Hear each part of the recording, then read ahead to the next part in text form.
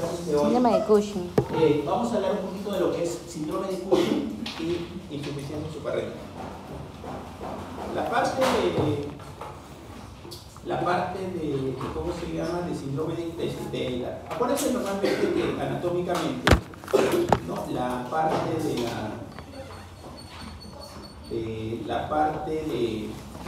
de la glándula suprarrenal se divide en dos partes, ¿no? Lo que es la parte glomerular y lo que es la corteza y lo que es la médula, ¿no? Es decir, la glándula suprarrenal, que es un órgano retroperitoneal que se encuentra.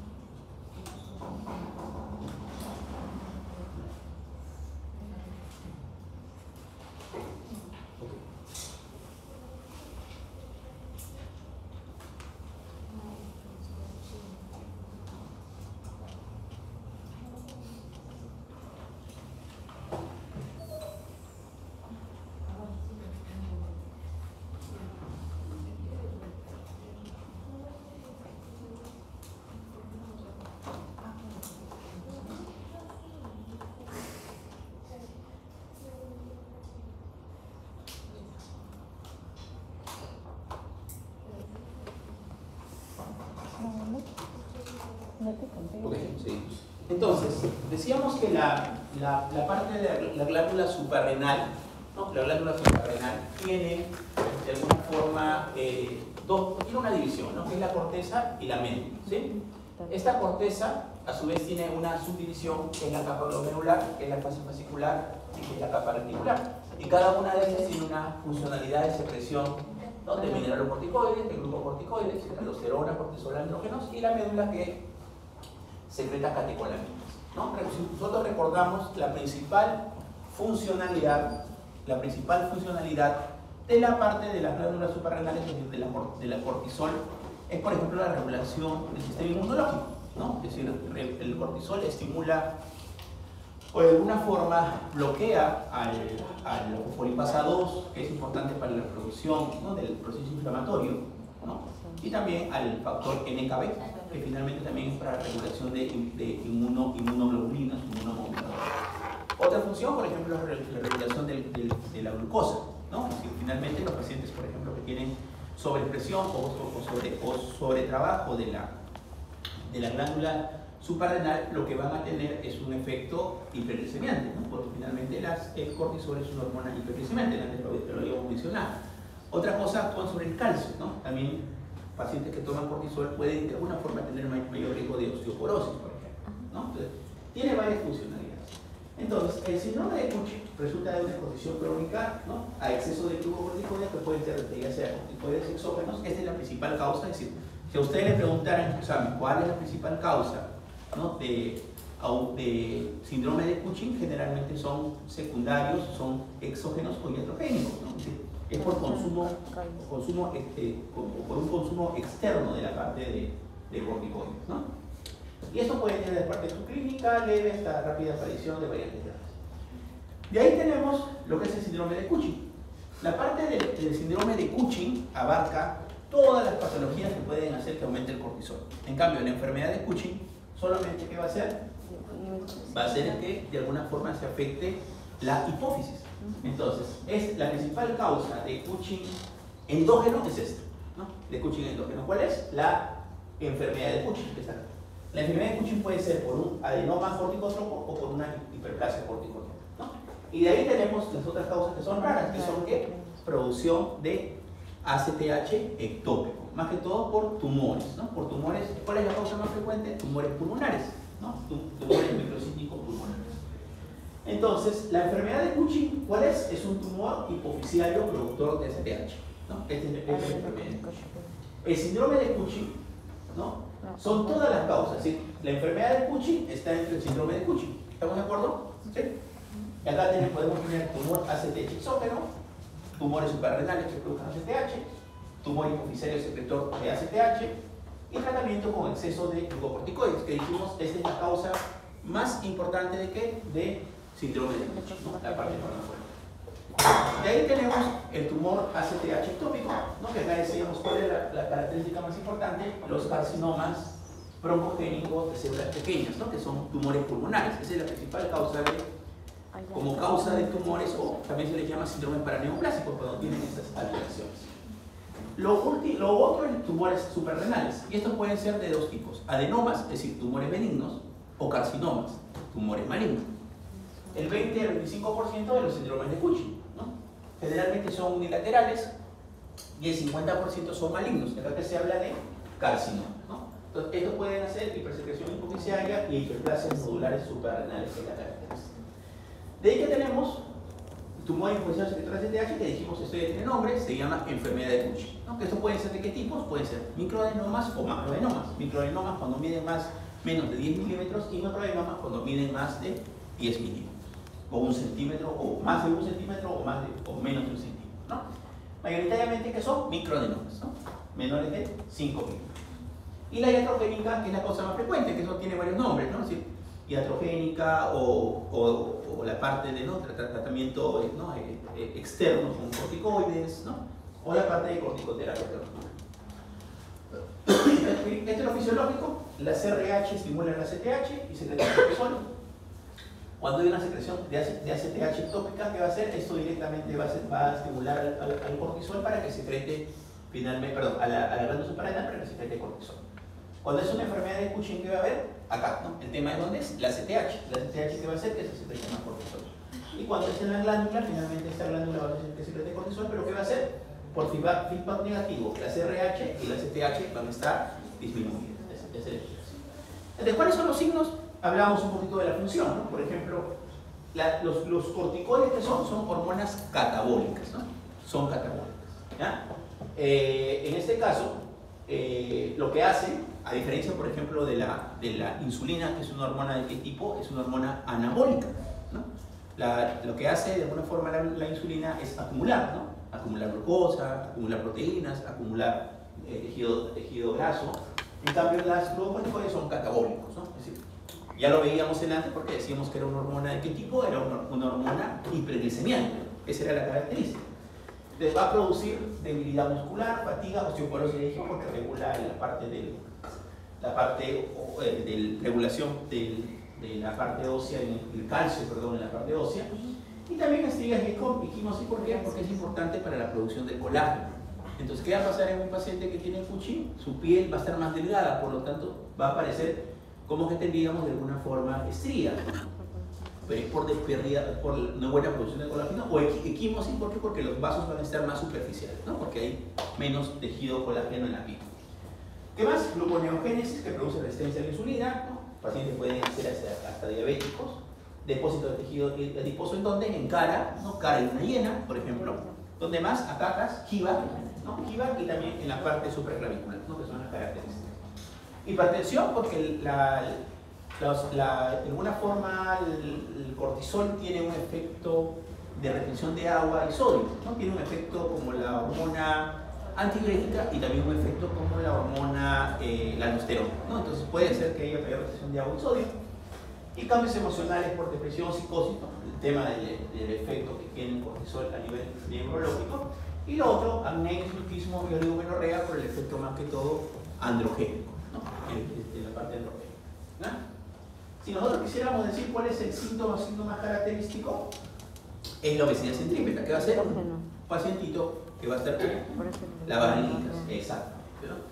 Aumenta el peso corporal, fatiga y debilidad, puede haber hipertensión, ¿no? Hirsutismo, menorrea, estrías violáceas, ¿no? Que ya lo explicamos por qué las estrías, por la pérdida de colágeno o la no buena producción de colágeno. cambios de personalidad, equimosis, miopatía, edema, polibra polidictia y hipertrofia de clítoris, que digamos son los signos y síntomas más importantes. Para el diagnóstico yo me tengo que demostrar que hay aumento de cortisol, ¿no? ¿Qué se hace en este caso? Es la prueba más importante, es la prueba de supresión nocturna o supresión de dexametasona. ¿Qué consiste? Fisiológicamente, la cortisol tiene un ritmo de secreción de tipo circadiano. ¿Qué se llama esto? Que en el día disminuye y en la mañana aumenta. Entonces, si yo a una persona le pongo dexametasona a la medianoche, ¿qué debería de pasar normalmente? Que en la mañana disminuye, ¿no? Eso es lo que debería suceder fisiológicamente. En cambio, si a una persona yo le pongo dexametasona a la medianoche y la dexametasona está elevada, perdón, el cortisol está elevado, ¿qué me dice de esto? Que no hay una supresión normal fisiológica del cortisol. Por lo tanto, ¿qué me habla esto? De hipercortisolismo, ¿no? Ok. Entonces, en algunos pacientes, por ejemplo, obesos o deprimidos, puede haber hipercortisolismo, es decir, aumenta el cortisol, pero sin síntomas de Cushing, ¿no? Entonces, estos pacientes a veces pueden tener falsos positivos. Lo otro que podemos hacer es medir el cortisol urinario, ¿no? Que también se puede hacer, ¿no? O se puede hacer de alguna forma la medición de ACTH, porque lo único que te va a decir a ti si yo tengo un cortisol elevado cuando hago la prueba, ¿no?, de supresión de dexametasona, que es que esté elevado el cortisol. Pero ¿qué tengo que hacer yo? De ir dosar el ACTH. ¿Para qué?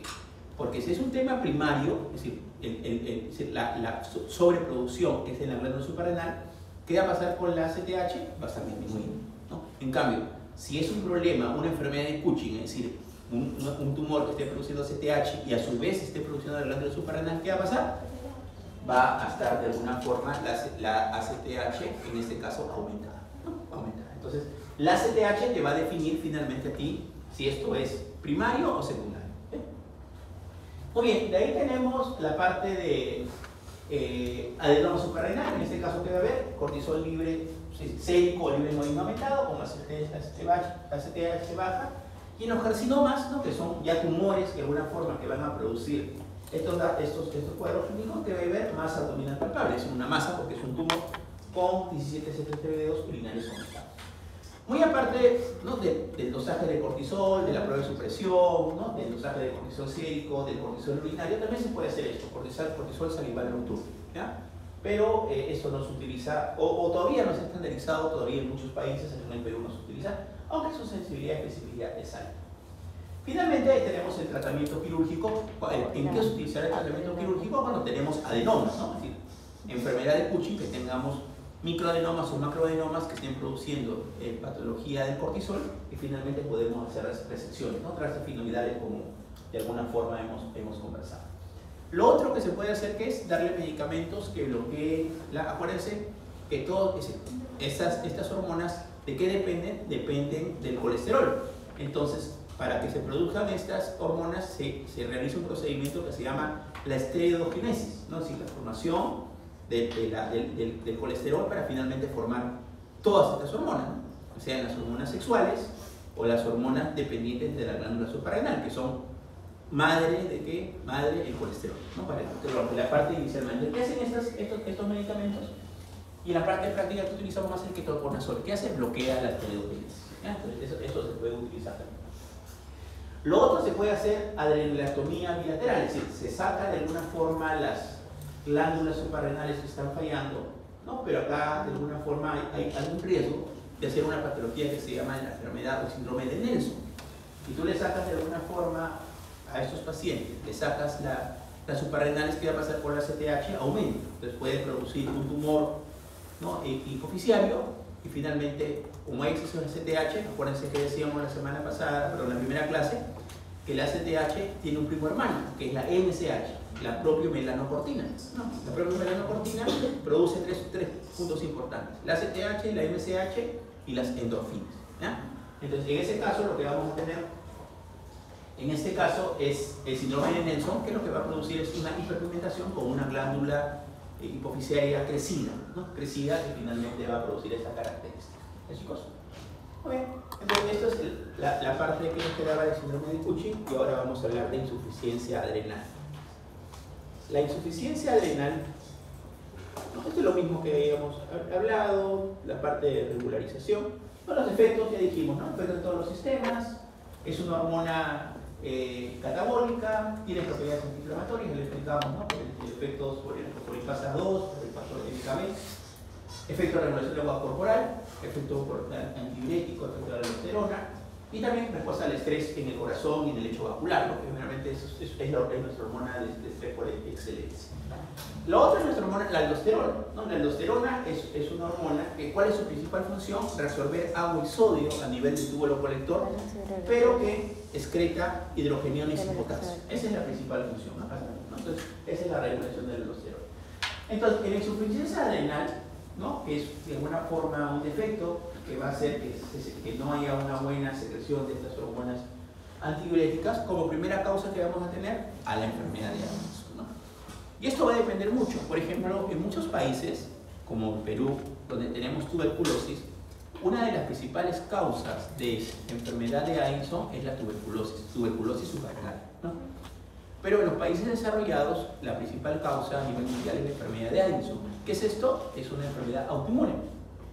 Lo que va a hacer es destruir a una enzima importante, que es va sobre una enzima que es la 21-hidrolasa, que es importante para la producción de todas estas enzimas. Entonces, ¿qué hace? La destruye, ¿no? Que está dentro de la glándula suprarrenal, ¿ya? Entonces, esta es una patología, la enfermedad de Addison es una patología de qué tipo? Autoinmune, ¿no? Se llama adrenitis autoinmune, ¿ya?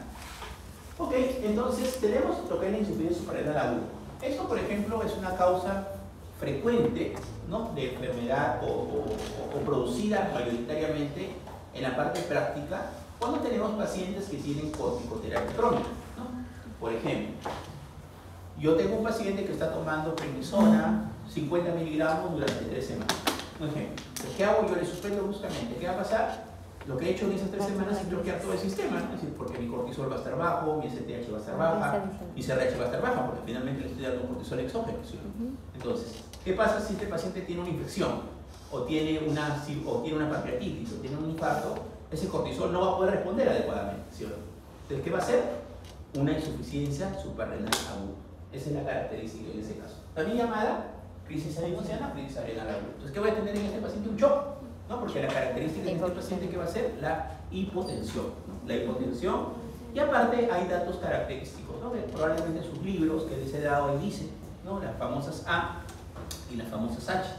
Las A de qué son? De los síntomas. ¿Cuáles son estos? Adelgazamiento, anorexia, ¿no? Y la otra es astenia, ¿no? Astenia, adelgazamiento y anorexia. Y la parte de H son la parte de síntomas y laboratorio. Por ejemplo, ¿cuáles son las características? Hipotensión, hiperpigmentación, hiponatremia, hipercalemia, hipoglicemia, ¿no? Entonces, esas son las características que voy a tener en estos pacientes que tienen estos cuadros.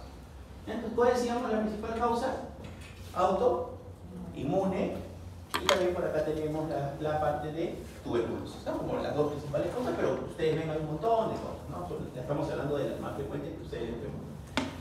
Entonces, en la insuficiencia suprarrenal primaria, ¿qué pasa acá? ¿Dónde es la falla? En la suprarrenal, ¿no? Entonces, al fallar la suprarrenal se afecta todo. Se afecta a la capa glomerular, la capa fascicular y la capa reticular. Por lo tanto, ¿qué va a faltar? Aldosterona, cortisol y andrógenos. Por lo tanto, ¿qué va a pasar con la CTH? La CTH va a aumentar, ¿no? Porque eso de alguna forma es lo que va a suceder. Si baja todo, ¿no? A nivel suprarrenal, ¿qué hace la CTH? Aumenta, porque no va a haber de alguna forma un feedback negativo, ¿no? Finalmente, cuando la CTH aumenta, ¿qué dijimos? ¿Qué va a pasar con la MSH? También aumenta. Por lo tanto, ¿qué va a pasar con estos pacientes? Se pigmentan, así. Va a haber una hiperpigmentación. ¿Por qué? Por el aumento de la MSH. Mayoritariamente, ¿en dónde? En mucosas y en zonas de presión. Por ejemplo, la correa, las axilas, la lengua, la mucosa bucal, ¿no? Los labios. Ahí es donde mayoritariamente vamos a encontrar esta pigmentación. Y lo otro es la elevación de la renina, ¿no? Entonces, aumenta la CTH y aumenta la renina. En cambio, en la secundaria, ¿qué va a pasar? Acá el tema mayoritariamente va a ser en la parte de la CTH que disminuye y por lo tanto el cortisol disminuye. Pero ¿qué pasa con la aldosterona? La aldosterona depende más para su activación del sistema renina-angiotensina-aldosterona. Por lo tanto, cuando es secundario, no se afecta el sistema renina-angiotensina-aldosterona. Por lo tanto, en la primaria, ¿qué va a haber? Va a haber hiperpigmentación, y va a haber hipercalemia, y va a haber hiponatremia. En cambio, cuando el suprarrenal es secundaria, si el problema es en hipófisis, no va a haber ni hiperpigmentación. ¿Por qué? Porque la CTH va a estar disminuida y como no se afecte el eje del sistema renina-angiotensina de aldosterona, no se va a afectar ni el sodio ni el potasio. Es decir, no va a haber ni hiperpigmentación ni hipercalidad. ¿Ya? ¿Me quedó claro? Pregunta de examen, ¿no? Acá está la explicación. Insuficiencia renal funcional. No, esto es lo que decíamos, es lo que explicábamos en antes, ¿no? Cuando yo le doy corticoides endógenos a un paciente, ¿qué va a hacer? Va a bloquear la CTH, ¿no? Es decir, igual el cortisol no se va a poner, todo va a estar bajo, ¿no? Va a estar bajo la CTH, el CRH, todo, porque finalmente todo está bloqueado por el cortisol endógeno. Entonces, puede haber cuando la insuficiencia renal con dosis mayores de 20 miligramos por más de 2 semanas. Esa es la dosis. Depende de dosis hipotética, momento del día. Y esta recuperación es de meses a años. Por lo tanto, ¿qué se hace en la parte práctica para que no suceda esto? Se le hace disminución gradual, ¿no? Por ejemplo, si yo le estoy dando 20 miligramos, le voy bajando 5 miligramos por semana, ¿no? Tal vez le voy dando 15, le voy dando 10, le voy dando 5, hasta que lo va a completar. Eso va a depender mucho del tratamiento. Esto es un poquito para que ustedes probablemente lo han visto también en el ciclo pasado en reumatología, que es la parte de la potencia de acción de los corticoides, ¿no? Por ejemplo, la dexametasona es más antiinflamatorio, es el más potente antiinflamatorio, ¿no? De todos los corticoides, el más antiinflamatorio es la dexametasona. Ok, en insuficiencia renal, ¿qué va a haber? Destrucción de la corteza. Pero ¿qué pasa? Para que haya clínica se necesita que haya un 90% de no función de la glándula. Pero ¿qué pasa? Si hay un estrés agudo, esto se va a exacerbar. Por ejemplo, un paciente puede tener un 50% de función. Voy a poner un ejemplo. Por ejemplo, yo no sé que tengo insuficiencia suprarrenal, ¿no? Todavía estoy haciendo síntomas ahí, porque mi glándula suprarrenal está funcionando al 50%. Pero ¿qué pasa? Me da una sepsis, un shock séptico, me da una pancreatitis. ¿Qué sucede? Necesito responder a la estrés. Entonces, ¿qué pasa? Mi cuerpo no responde con el cortisol. ¿Y qué hago? Una insuficiencia suprarrenal aguda, ¿no? Eso es para que se entienda, ¿no? Entonces, la respuesta en este caso puede ser subóptima, ¿no? Para entenderlo. Entonces, ¿cuáles son los factores precipitantes en un paciente que todavía no tiene el 90% de función? Esto puede desencadenar, ¿no? Entonces, hay que tener la sospecha clínica, ¿no? Un paciente que viene en shock a la emergencia, puede ser una de las causas, lógico, puede ser esto, más que todo por el tema de la no respuesta. En cambio, en la insuficiencia renal secundaria, acá es diferente, porque acá el déficit de STH que lleva la disminuye el cortisol y los andrógenos, ¿no? Pero que no haya problemas en la aldosterona. Por lo tanto, ¿qué se atrofia? La capa fascicular y la capa reticular. Pero la capa glomerular, que es la que secreta la aldosterona, está normal, ¿no? Porque acá, acuérdense que no hay afección. En insuficiencia renal crónica, la primera causa, la más frecuente, es idiopática, dijimos de tipo autoinmune. Idiopática autoinmune. Otras causas, metástasis, ¿no? Tuberculosis, que decíamos que esta era una causa importante también en Perú. ¿No? Y la clínica, ya la dijimos, la clínica es, ¿no?, las 3A y las 5H, ¿sí? Eso es lo que les quede a ustedes como la cosa, ¿no? Es decir, por ejemplo, pérdida de peso, ¿no?, anorexia, ¿no?, así como la parte de cetoacidosis que decíamos que puede haber dolor abdominal, náuseas y vómitos, también acá como una causa, hipoglicemia, ¿no?, fiebre, no es tan frecuente, ¿no?, la parte de laboratorio, hiponatremia, hiperpotasemia, ¿no?, eosinofilia, es muy importante, hiperpigmentación o vitiligo. ¿Por qué? Porque es una enfermedad autoinmune, ¿no? Entonces puede haber de alguna forma vitiligo. No, lo mismo acá, ¿no? Todos los síntomas, todos los signos que de alguna forma hemos conversado. Y pueden tener síntomas de insuficiencia renal crónica, ¿no? Es decir, cuando el problema es la CTH, ¿no?, que puede haber de alguna forma problemas de infusión. Por ejemplo, lo que hablábamos en la primera clase del síndrome de Sheehan, por ejemplo, ¿no? Cuando hay una hiperfusión de la hipófisis, finalmente esto puede producir una insuficiencia renal aguda, pero puede de alguna forma por una deficiencia aguda del cortisol, pero cuando el problema en este caso es que es por un problema en la hipófisis, no por una necrosis. Entonces, mayoritariamente, ¿qué se hace cuando hay una sospecha clínica de un Addison? Lo que tenemos que hacer es dosar el cortisol. Entonces, el cortisol te puede salir en 3 valores, ¿no? Te puede salir normal, te puede salir alto, te puede salir disminuido. Prácticamente si está disminuido, ya de alguna forma te dice, ok, este paciente tiene deficiencia de cortisol, más la clínica, ya puedes hacer el diagnóstico de una insuficiencia suprarrenal o una enfermedad de Addison, ¿no? ¿Qué sucede, por ejemplo, si yo sospecho un Addison y el cortisol está normal o está elevado? Lo que puedo hacer es esto, que es una prueba de concitropina. ¿Qué significa esto? Es una prueba de ACTH. Entonces, ¿qué hago con este paciente? Le doy ACTH. Entonces, ¿qué debería suscitarse en un paciente que le doy ACTH? ¿No? Si lo normal Si yo le doy ACTH a un paciente, debería de alguna forma responder si el problema es ¿dónde? Es en la hipófisis, ¿no? Es decir, si hay ACTH y mejora el paciente, ¿qué significa? Que el problema es en la hipófisis. En cambio, si yo le doy ACTH a un paciente y el cortisol no mejora, ¿qué digo yo? Que el problema probablemente sea en la glándula suprarrenal. ¿Ya? Eso es lo que yo tengo que entender para poder explicar un poquito esto. Entonces, miren, por ejemplo, en la insuficiencia renal primaria, ¿qué voy a encontrar? ACTH alta, está bien, renina alta, aldosterona baja, ¿no? ¿Qué le doy, por lo tanto? Le doy lo que le falta. ¿Qué le falta a este paciente? Cortisol, le doy glucocorticoides, puedo darle hidrocortisol en forma endovenosa si es un cuadro agudo, o de mantenimiento prednisona bioral. Y dentro de los mineralocorticoides, ¿qué le puedo dar? El corticoide que tiene mayor efecto mineralocorticoide. ¿Cuál es esto? No, la fluocortisona. La fluocortisona es el corticoide que tiene mayor efecto corticoide. O dosar anticuerpos suprarrenales no se hace como buscando a otras causas. En cambio, si es secundaria, la ACTH está bajo normal. Lo que dijimos, el eje renina, gelacina, aldosterona no se afecta. Entonces, ¿qué le doy a una secundaria? Como reposición, más que todo, cortisol, es decir, hidrocortisona y o prednisona si es un tratamiento crónico. ¿Ya, chicos? Muy bien. Esta es un poquito las clases. Por lo tanto, a ver, resumen para el examen. A ver, la clase 1 entra, si y diabetes, mínimo va a venir una pregunta de cada uno, chicos. Hiperprolactinemia también va a venir una, hipopatídromo va a venir una, de diabetes van a venir mínimo 15, de tiroides van a venir mínimo, estoy diciendo con tiempo, y de tiroides van a venir 10, ya, de crisis perglicémica por ahí vendrá una, de complicaciones crónicas vendrán 1 o 2, y Cushing adrenal por ahí 1 y 2. ¿Ya? Entonces lo que no va a entrar al examen, ¿qué es? Obesidad, ¿sí? ¿Estamos de acuerdo? Crisis tirotóxica, que la vamos a ver en emergencia, en capítulo de emergencia, hipoglicemia, que lo vamos a ver en el capítulo de emergencia, y problemas del calcio, que es la clase 19, que tampoco va a interesar. ¿Los chicos? Por favor, chicos. Entonces la mayoría va a ser diabetes. Claro, ya lo estoy diciendo.